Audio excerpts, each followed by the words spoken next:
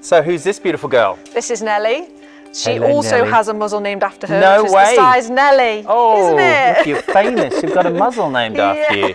So you do quite a bit of muzzle training with your dogs Exactly. too, which is quite important, I suppose, for any dog that's new to wearing one. Exactly, yeah, because there's so many different reasons that dogs might want to wear a muzzle. So in Nellie's case, she guards resources. So being able to prevent her from picking things up that she might then guard is really important. Yes. And she also isn't super dog sociable. So it means that if we're in busy places or going into a veterinary practice where there might be dogs that I don't know, we pop the muzzle on just to make sure she's safe. That makes sense. I know actually a lot of rescue dogs that have come from difficult situations that resource guard just simply because in a kennel environment or in a stressed environment they are fighting for food, aren't That's they? it. I think that's exactly the situation for Nellie because she's originally from Bulgaria. I think she's sort of grown up learning that you have to keep hold of your food. Yes. Yes. So yeah, resources are really important to her, which makes it quite difficult for us if she finds something really valuable. Yeah. It's not very sociable behaviour, exactly. is it? Everyone knows you should be sharing. Yeah.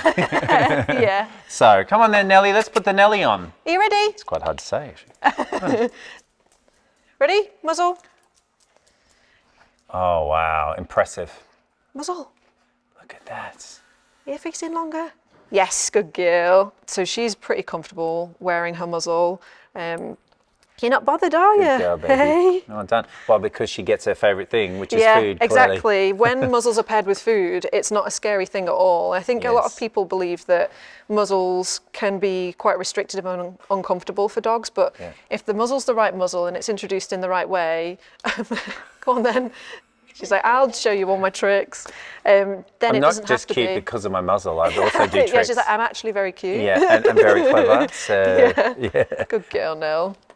So obviously, Nellie is very comfortable in her Nellie muzzle. Yes. But how do you start the process? Yeah, I think this is the most important part really, is that muzzles have to be introduced slowly and gradually. If we are putting dogs in situations where the muzzle is put on too quickly, they're going to feel like that was an aversive experience, and we kind of confirm that the muzzle is a scary thing. We want to introduce them really slowly, so it might be that we don't even have them in the hand to begin with.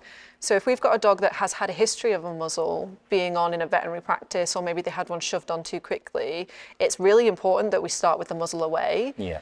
So sort of not to do with the hands, so there's not the same pressure that muzzle might be shoved on before the dog's ready. Yeah. So what we tend to do is we would start with the muzzle on the floor, and then we would just scatter food around it. So Nellie's played this game before, she knows the drill. So we would start by just scattering food on, oh, she skipped ahead a few steps there. So we would scatter food on the floor all around it, and then once she's comfortable, which Nellie is, she knows this drill, we would start by lifting it up and just feeding her for being near, and then maybe feed her for putting her face in. And we wouldn't be doing the straps up for this. I mean, Nellie's doing it quickly, but this takes sessions. This is, probably... She's showing off. Yeah, she is. She's like, I know what I'm doing. Yeah. I've done this before. So this would be many sessions. We would build up until a dog was comfortable doing exactly what Nellie does. So Nellie puts her face in and she's happy to keep it there for sort of 10 seconds or so. At that point, I would begin to do the straps. And you're doing that by using the treat hold to treat them. So you're keeping going, look, here's food. You just got to come at it through the muzzle. Exactly. So this treat hole here means that Nellie is able to take food through the muzzle even when it's on. Yes. So I can make it a really positive experience by just feeding her through the front of that there, and that will help keep her face in even longer if she needs to. Yeah. So you can see there lots of treats in a row, and she's happy to keep her face in. Okay. And then you gravitate to then doing up the buckle. Exactly. So slowly we would probably first practice, particularly with these quick clips, they can make a little sound. Yes. So we would actually get used to that sound before we did it near the dog's ears, because it can be quite loud when it's right behind the head and they don't know it's coming. So we might want to just do that a few times and pair it with food. I see. And then once we're happy with that, we might start by muzzle, just flicking the strap behind the head and then feeding.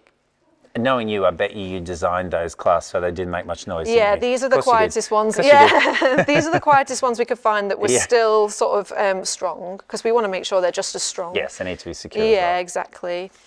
So yeah, we would start by maybe just popping the straps there. We might clip and then unclip straight away. Yep. And then from there, we would build up the duration that the dog was wearing the muzzle until they were happy walking around in it, which Nellie is.